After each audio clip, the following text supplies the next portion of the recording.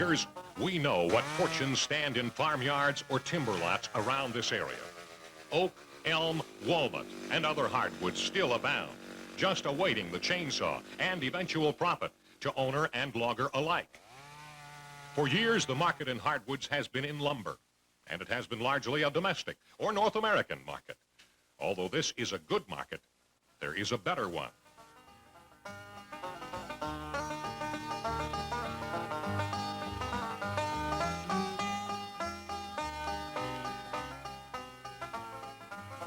Yes, veneer. It takes a special log and a well-trained eye to find it. But a good veneer log, properly cut and treated, can bring unbelievable profits to the owner and the logger. Ron Walters, a Midwest logger, is one of the pioneers in finding and cutting veneer logs. Listen to what he has to say. Trees are like human beings or any other living thing. They don't all get great big before they get rotten. So that's why we have to work with the forestry department, and a lot of the trees we cut aren't great big and aren't worth a lot of money. A typical example right here. What happened to this tree was the tap rot, or the tap root, rotted off. This is why that timber should be inspected at least every 5 years by somebody in the know from the conservation department or some skilled logging crew. So what happens when you find what you think will be a prime veneer log still standing?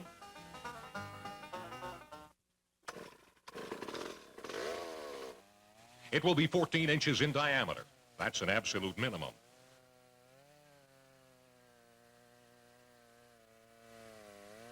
The log should be perfectly round. Veneer cutters accept nothing less.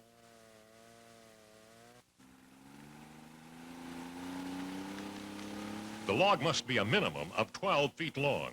This does not preclude cutting it up to a foot below the surface. And it must not be scarred. Scars occur when birds peck or other damage is done to the tree. A log whose bark is thick is much less likely to be scarred. Check to make sure that fencing, posters, or other things have not been nailed to it.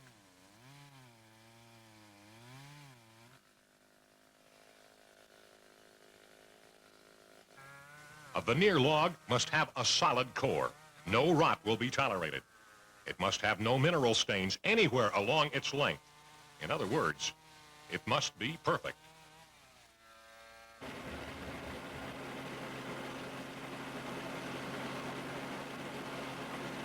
When cutting, skidding, and loading a veneer log, the word is careful. A log scarred after it is cut is no more valuable than one that was damaged beforehand. Do your best to see that the log is delivered with all its bark intact.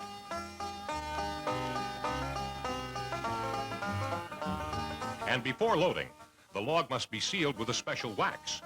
The wax keeps the log moist and prevents checking, and also keeps sap from running and staining the veneer. A log which isn't handled well can self-destruct in a short time. Waxing slows the process.